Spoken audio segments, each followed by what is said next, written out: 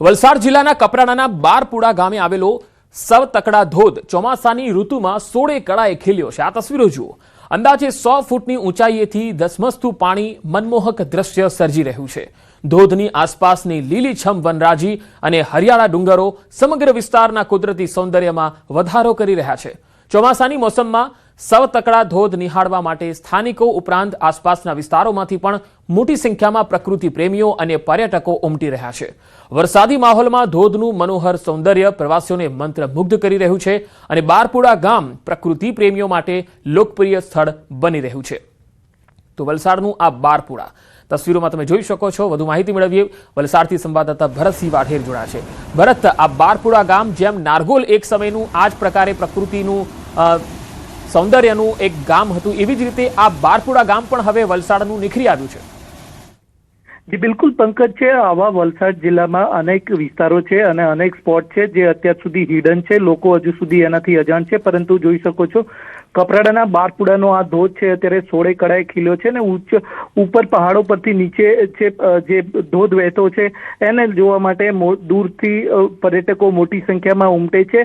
आपने जणावी दीए के अत्यार सुधी लोको दक्षिण गुजरातमां जे डांगनो गीरा धोध छे तेनाथी ज परिचित हता अने त्यां आगळ ज आकर्षण हतुं। परंतु हवे छेल्ला केटलाक समयथी वलसाड जिल्लाना धरमपुर અને કપરાડા જે અંતરિયાળ પહાડી વિસ્તાર છે ત્યાં આગળ ચોમાસામાં આ રીતે પ્રકૃતિ સોળે કળાએ ખીલે છે અને એક બે નહીં પરંતુ અનેક આવા હિડન સ્પોટ છે જે અત્યાર સુધી લોકોથી અજાણ હતા, પરંતુ હવે ધીમે ધીમે લોકો તેનાથી પરિચિત થઈ રહ્યા છે। આ બારપુડાનો આ ધોધ પણ હવે લોકોમાં છે જાણીતો થઈ રહ્યો છે અને અહીંયા પણ મોટી સંખ્યામાં લોકો આવી રહ્યા છે। એવી રીતે વાત કરીએ તો વલસાડના ધરમપુરના જે બિલપુડીનો ધોધ છે તે અને સાથે જ શંકર ધોધ છે વિલ્સન હિલ નજીક આવેલો તે પણ અત્યારે पर्यटकों खूब जाणीतो छे। आ साथे नाना नाना अनेक झरना अने धोध छे ए पण लोकोमां परिचित थई रह्या छे। आम वलसाड जिल्लामां अत्यारे ચોમાસાની અંદર ધરમપુર અને કપરાડાનો જે પહાડી વિસ્તાર છે સ્વર્ગ સમો ભાસી રહ્યો છે અને મોટી સંખ્યામાં લોકો અને પ્રકૃતિ પ્રેમીઓ ત્યાં આગળ પહોંચી રહ્યા છે અને આ પ્રકૃતિના ખોળામાં સમય વિતાવી અને આનંદ માણી રહ્યા છે।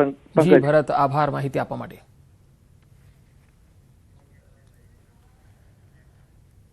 આ તરફ વલસાડ જિલ્લાના છેવાડે આવેલો આદિવાસી વિસ્તાર ધરમપુર અને કપરાડામાં પ્રકૃતિ સોળે કળાએ ખીલી ઉઠી છે। ચોમાસામાં હરિયાળીથી છવાયેલા ડુંગરો, ગાઢ જંગલો અને ખડખડ વહેતા ઝરણા સમગ્ર વિસ્તારને સ્વર્ગ સમાન બનાવી દીધો।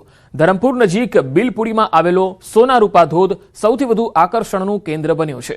પહાડોની વચ્ચેથી ધસમસતું પાણી અને આસપાસની હરિયાળી પ્રવાસીઓને મંત્રમુગ્ધ કરી રહી છે। અહીં આવતા પ્રવાસીઓ ધોધમાં સ્નાન કરી અને પ્રકૃતિના ખોળામાં સમય વિતાવીને અનોખો આનંદ અનુભવે છે।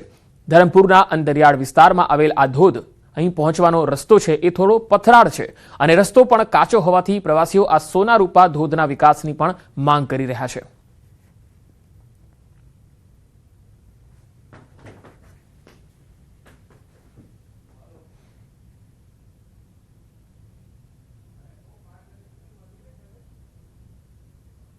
પણ અહીંયા આવીને પછી એમ લાગ્યું કે અમેઝિંગ છે, અમેઝિંગ। આપણે આપણું નેચર એક એવી વસ્તુ છે જેને આપણે સાચવી રાખવી જોઈએ ને મારી આપણી સરકારને બી વિનંતી છે કે આ ડાંગ જિલ્લામાં જે આવા ઝરણા છે ચોમાસામાં ટુરિઝમમાં થોડું વિકસાવે, કોઈ નાની નાની હોટલો કે જેથી આ લોકો રોજગાર પણ મળે। અહીંયા માહોલ અને મજાની વાત કરું તો ખૂબ જ વધારે મજા આવી રહી છે। પણ અહીંયા પહોંચવા પહેલા જે અમે સફરની મજા લીધી છે, અહીંયાના રોડ, અહીંયાના ગ્રામ્ય વિસ્તાર, અહીંયાનું ખાવાનું, પ્લસ અહીંયા સુધી આવવામાં અમે બહુ સ્ટ્રગલ કર્યું છે, પણ ફાઇનલી અહીંયા આવીને અમને ખૂબ જ સુકૂન મળ્યું છે। હરિયાણાના ફરીદાબાદમાં સતત ભારે વરસાદને કારણે શહેરના અનેક વિસ્તારો પાણીમાં ગરકાવ છે। આ તસવીરો જુઓ। તંત્રની પ્રી મોન્સૂન કામગીરીની પોલ તો ખુલી જ ગઈ। અંડરપાસમાં પાણી ભરાઈ જવાના કારણે એક સ્કોર્પિયો ગાડી સંપૂર્ણપણે ડૂબી ગઈ હતી, પરંતુ સદનસીબે ડ્રાઈવરે સમયસર બહાર નીકળીને પોતાનો જીવ બચાવ્યો હતો। બાદમાં રેસ્ક્યુ ટીમની મદદથી ડૂબેલી ગાડીને સુરક્ષિત બહાર કાઢવામાં આવી। આ પ્રકારની ઘટનાઓ સ્માર્ટ સિટીના દાવાઓ સામે ગંભીર સવાલ ઉભા કરે છે। પ્રશાસન માટે મોટી ચિંતાનો વિષય છે।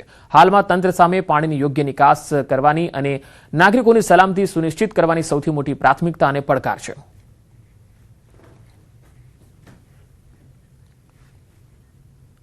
આગ્રામાં સતત વરસાદને કારણે 2 માળની જર્જરિત ઇમારત ધરાશાયી થવાની ઘટનાનો લાઈવ વિડીયો સામે આવ્યો। આ ઘટના થાના છત્તા વિસ્તારના બેલનગંજની છે, જ્યાં ભારે વરસાદને લીધે ખાલી પડેલી જૂની ઇમારત અચાનક તૂટી પડી।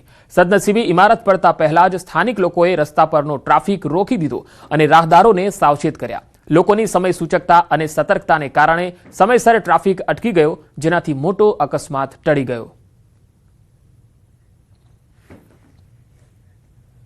હરિયાણાના રોહતકમાં છેલ્લા 24 કલાકથી અનરાધાર વરસાદ પડ્યો. ધોધમાર વરસાદથી અનેક વિસ્તાર પાણીમાં ગરકાવ થઈ ગયા. પાણી ભરાઈ જતા અનેક રસ્તા બંધ રહેતા ભારે હાલાકી પડી. આ ગંભીર જળબંબાકારની સ્થિતિને લીધે વાહન ચાલકો અને રાહગીરોને આવન જાવનમાં ભારે હાલાકીનો સામનો કરવો પડી રહ્યો છે. સ્થાનિક રહેવાસીઓનો આરોપ છે કે પૂરતા ડ્રેનેજ પ્રબંધોના અભાવે દર વર્ષે વરસાદ પડતા આવી જ બદતર પરિસ્થિતિ સર્જાય છે. આ સમસ્યાથી ત્રસ્ત થઈને નાગરિકોએ વહીવટી તંત્ર પાસે વહેલી તકે પાણીના નિકાલની વ્યવસ્થા કરવા અને તેનો કાયમી ઉકેલ લાવવાની માંગ કરી છે.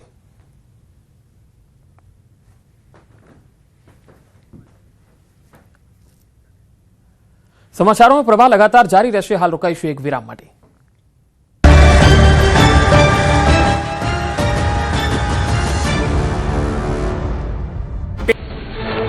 જમ્મુ કાશ્મીરના ડોડામાં ભારે વરસાદ વચ્ચે ખીલી ઉઠ્યું કુદરતી સૌંદર્ય. ડોડા અને આસપાસના વિસ્તારમાં વરસ્યો ધોધમાર વરસાદ. વાદળો નીચે ઉતરી આવતા પહાડો સાથે વાતો કરતા હોય તેવા દ્રશ્યો આવ્યા સામે.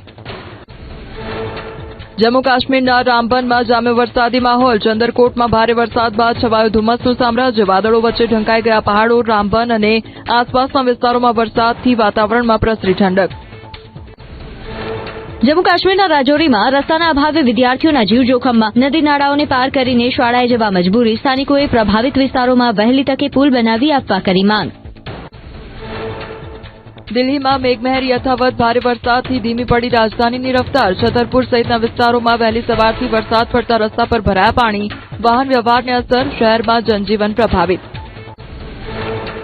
વરસાદે બગાડી રાજધાની દિલ્હીની સુરત, મહરૌલી, બદરપુર રોડ, સંગમ વિહાર સહિતના વિસ્તારમાં વરસાદ બાદ રસ્તા બન્યા બિસ્માર. ઠેર ઠેર ખાડા અને પાણી ભરાતા અનેક વાહનો પટકાયા.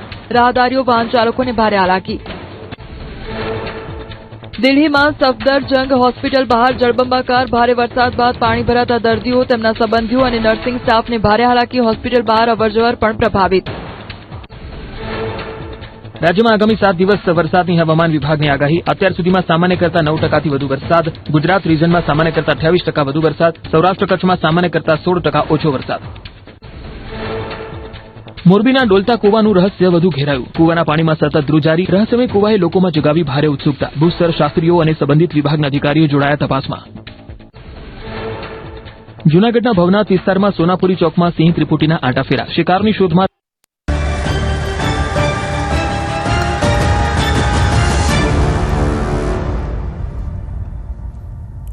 Welcome back. અમદાવાદમાં વરસેલા ભારે વરસાદ બાદ શહેરના 15 થી 17 ગાર્ડનના વોકવેને નુકસાન થયું છે. વરસાદી પાણીના કારણે વોકવે પર નાના મોટા ખાડા પડ્યા અને અનેક સ્થળે ધોવાણ થયું. વોકવે તૂટતા વોકિંગ માટે આવતા નાગરિકોને હાલાકી ભોગવવી પડી રહી છે. સાથે જ વોકવેની ગુણવત્તા સામે પણ સવાલ ઉઠ્યા છે. નુકસાન પામેલા વોકવેની આગામી દિવસોમાં મરામત કરી શરૂ કરાશે એવી માહિતી રિક્રિએશન કમિટીના ચેરમેને આપી હતી. જ્યારે ગાર્ડનની અંદર 15 થી 17 વોકિંગ ટ્રેક હતા, જે સિનિયર સિટીઝનને આપણા લોકો જે શહેરીજનો ચાલતા હોય સવારમાં એને તકલીફ પડતી હતી, એવા 15-17 વોકવે જે તૂટી ગયા, જે અમે 2 થી 4 દિવસમાં આ દરેક ગાર્ડનમાં રિપેર થઈ જશે. વરસાદને કારણે સ્માર્ટ સિટીના હાલ બેહાલ થઈ ગયા હતા.